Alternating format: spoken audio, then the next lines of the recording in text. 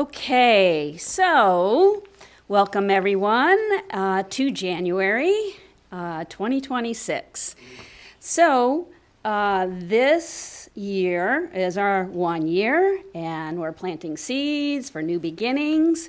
And if you have read your newsletter, the newsletter is full of wonderful, wonderful things. So it says in the newsletter, the theme for January is how I share my light with the world matters. Can we agree with that? Yes. Let's everyone say that. How I share my light with the world matters. Also, in the newsletter, there's a quote that says, I bless the whole and live in love with my brother man. I bless the whole and live in love with my brother man. Also, in the newsletter and on your bulletin, brotherhood begins with me. Brotherhood begins with me. And one more. It's time to turn up my light and shine.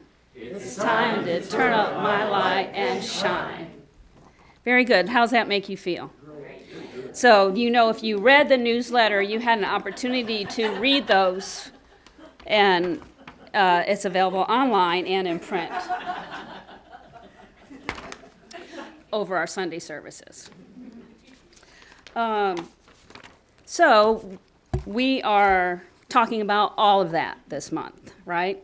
So, Cindy, on the first week, the title was My Thing, My Light. And she talked about what is in your wheelhouse or up your alley that brings you joy. And what are the activities and things that you love, and how good are we at expressing and letting our light shine through them.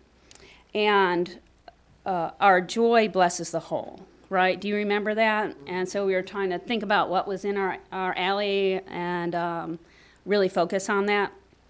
And there was some pro-foundations in her service. Now, pro-foundations, when I looked it up, it's not a real word, but we made it up. It means something very, impressive or, but you know what is in the dictionary? Mic drop. So mic drop is in the dictionary, but pro-foundation, something very profound, is not. So some of the pro-foundations from Cindy's first service was the universe responds to the uniqueness we allow ourselves to express.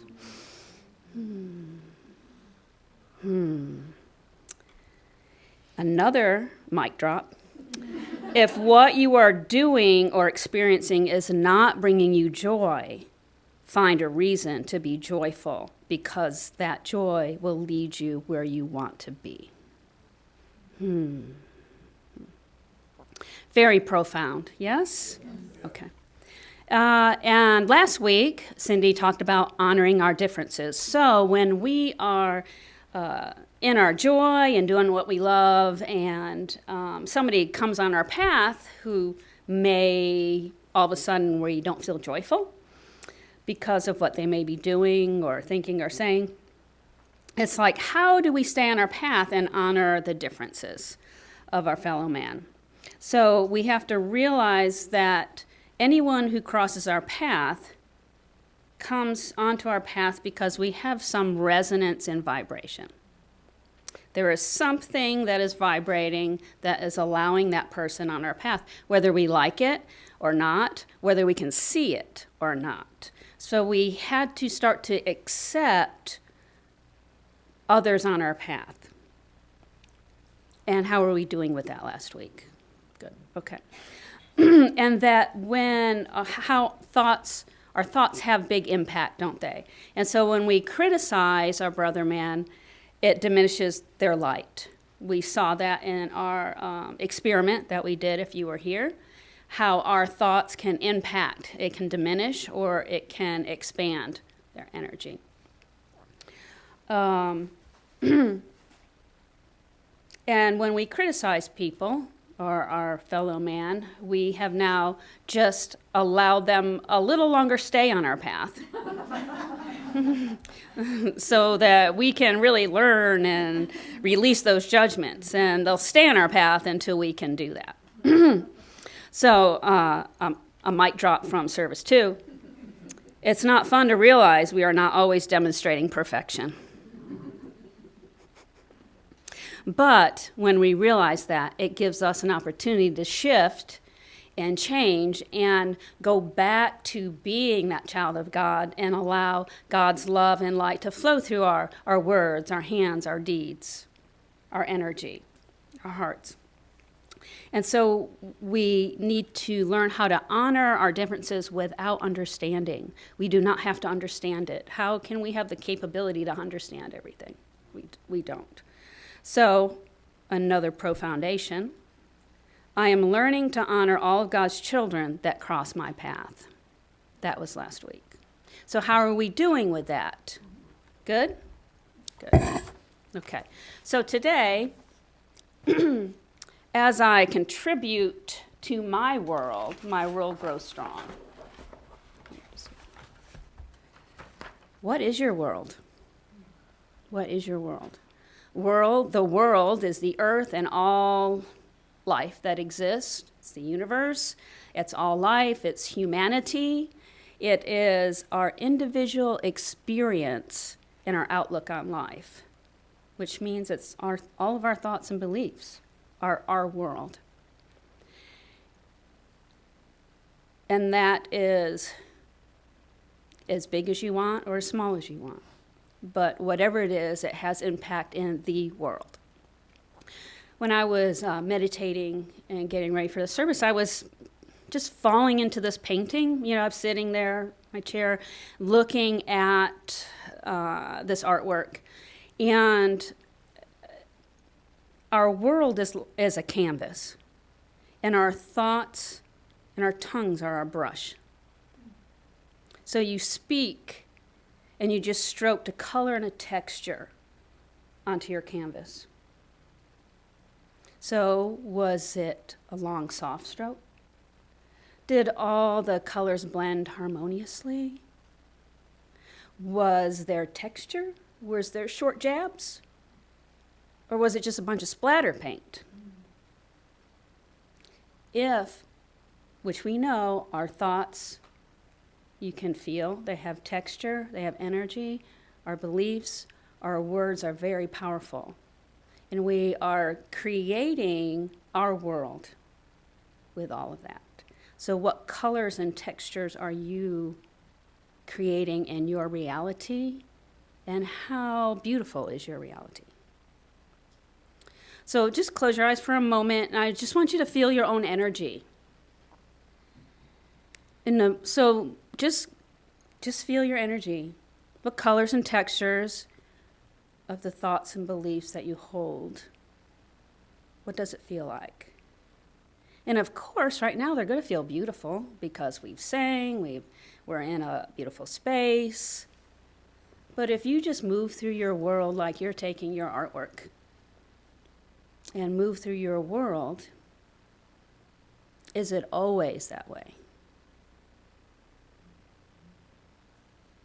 And then how do others perceive your world?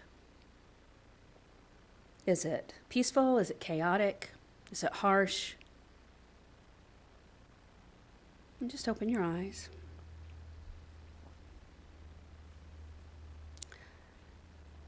We were in the car and the song Color My World came on. Most of you probably know that song. And one of the lines is, color my world with hope of loving you.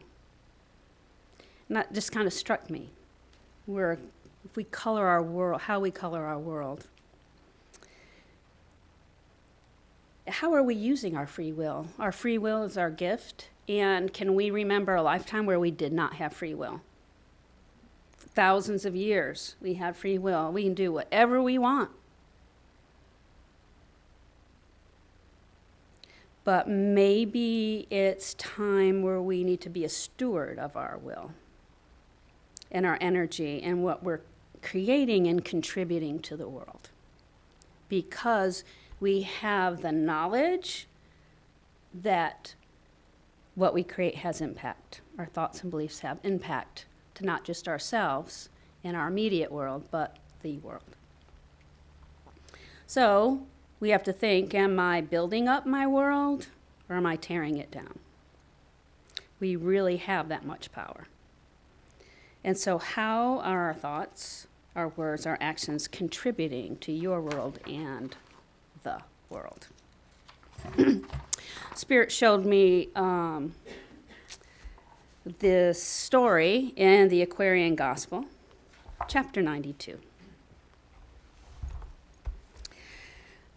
Jesus was at Lazarus' home for a feast with his disciples, and a fire broke out in the village.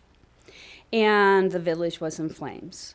And in an upper room lays an infant asleep, and none could pass the flames to save. And the mother, wild with grief, was calling to the men to save her child. Then, with a voice that made the spirits of the fire pale and tremble, Jesus said, "Peace, peace, be still." And then he walked through the smoke and flame, climbed up the falling stair, and in a moment came again, and in his arms he brought the child, and not a trace of fire was on himself or his raiment or the child. Then Jesus raised his hand, rebuked the spirits of the fire, commanding them to cease their awful work and be at rest. And then it was as though the waters of the sea were all at once poured on the flames, and the fire ceased to burn. Man was not made for fire, but fire was made for man. You may have heard that before. Mic drop. When man comes to himself and comprehends the fact that he is Son of God and knows that in himself lie all the powers of God, he is mastermind, and all the elements will hear his voice and gladly do his will. Two sturdy asses bind the will of man. Their names are fear and unbelief. When these are caught and turned aside, the will of man will know no bounds. Then man has but to speak, and it is done. Jesus is reminding us of our power. Now, do I want you to rush into burning buildings? That's not what I'm saying. Okay, so but do we have our own fires to put out? And is that what we're doing mostly, putting out fires? Where does Jesus' contribution start? He responded to the woman's cry. He responded. He used his words, "Peace, peace, be still." How could this be useful in our world? Peace, peace, be still. Mind you, the flames and smoke did not stop while he walked into the building. He moved through it. The master is not disturbed. When we connect with the Christ and call forth peace, peace be still, it raises your vibration from the resonance of the current situation to a more empowered, higher vibration of clarity and love, where we can move through a situation and do what we need to do. Because we can't find the answer in the resonance of the situation. We could, but it's probably not a good answer. We can't stress ourselves to a solution. So in our world, we have fire trucks. We hear those go by. We always send angels. Maybe we can say, "Peace, peace, be still," for what those responders are walking into, to what they're going to the people that are experiencing it. When you watch the news, peace, peace, be still. In our work, peace, peace, be still. Our own thoughts. Can we say every day our own thoughts, peace, peace, be still? And see where that brings us. So I want everyone just to say it right now. close your eyes and hold up your hands and say, peace, peace be still. Just take a big, nice deep breath. How impactful do you think your contribution to your world when you say that is? Is that strengthening your world? Does it still allow everything to unfold as it needs to be, but allows a higher resolution, a higher infusion of a higher vibration to shift and change?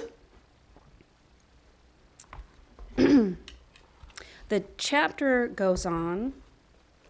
A little child laid her hand on Jesus' arms and said, "Please, Master Jesus, hear. My father is a drunken man.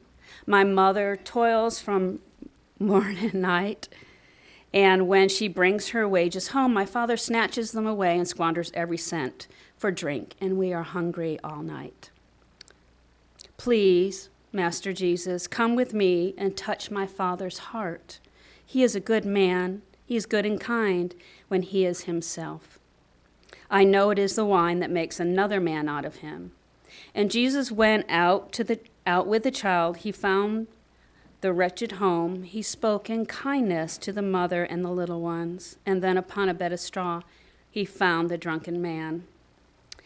He took him by the hand and raised him and said, "My brother man, made in the image of our Father God, will you arise and come with me?" What do you think you would have said? Very good, David. Our judgments run quick and fast, don't they? Your neighbors are in sore distress. They have lost all they had in the fierce fire, and men must build their homes again, and you and I must lead the way. And then a man arose. The two went arm in arm to view the wrecks. Jesus said, "My friend, here is work for you to do. Just lead the way in helpfulness. I'm sure the men of Bethany will furnish you with the means and help." The spark of hope that had so long been smoldering in the man was fanned into a flame. He threw his ragged coat aside. He was himself again, and he called for help, not for himself, but for the homeless, and everybody helped. The ruined homes were built again. The pride of manhood filled his soul. He said, "This wretched den shall be a home." He worked as he never worked before, and everybody helped. In a little while, the den became a home with flowers of love blooming everywhere. The mother and the little ones were filled with joy, and the father never drank again. A man was saved, and no one ever said a word about neglect or drunkenness or urged him to reform. A man was saved, and no one ever said a word about neglect or drunkenness nor urged him to reform. Just breathe that in. What was Jesus' contribution? Was that a miracle? Is this beyond what we could do? He's addressing the man as brother. You're my brother. A friend. He said, "My friend." He was telling him that you are capable and all the help you need is here. I'm sure these men are going to come. We have to have confidence in having confidence in our brother man also. As I step out, everybody else will be stepping out as well for the common goal.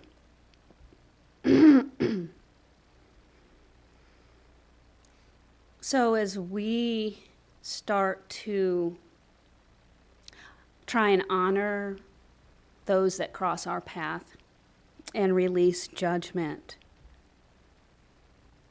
what if we walked arm in arm with the Christ? We drop into our heart and move with the Christ and see each person as child of God. And we can say that in every service. That's our goal, is to see each person as child of God. But why is it so hard? Why do we have to say it every week?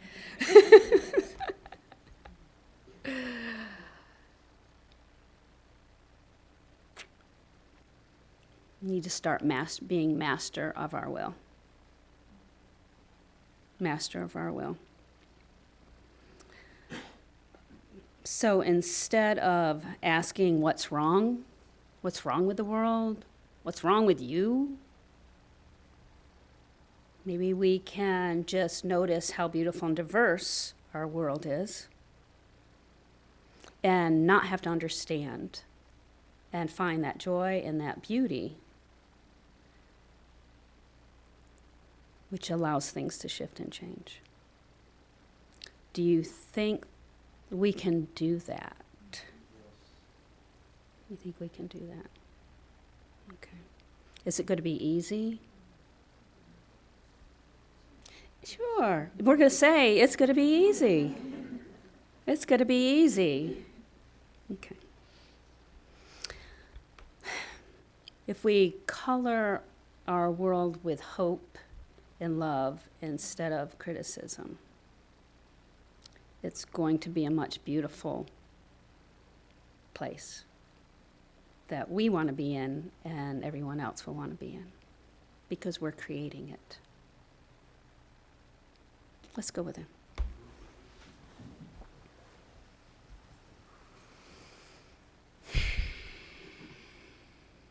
And just take a nice deep breath.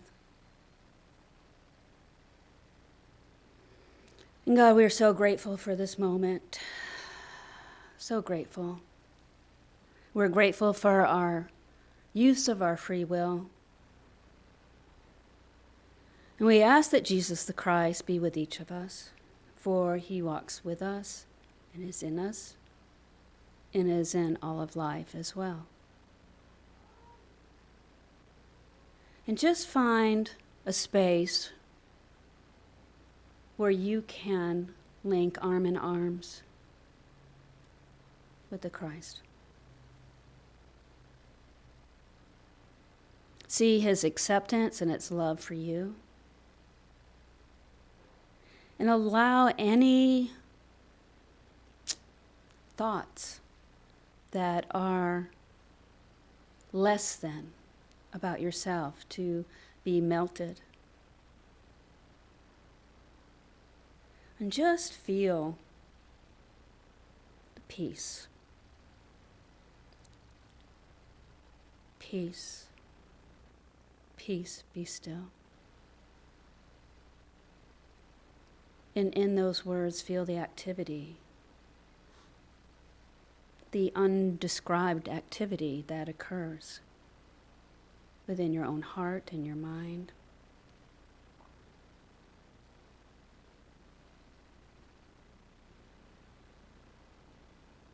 And just feel that and let that peace radiate out.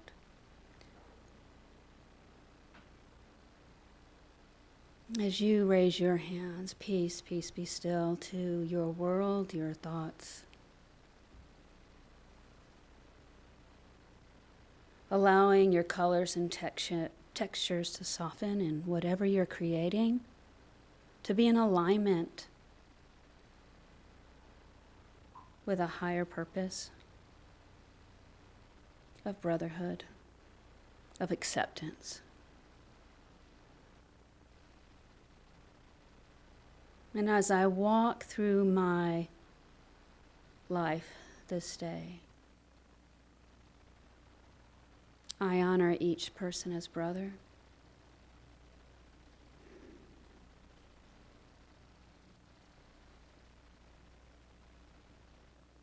And just see how that feels.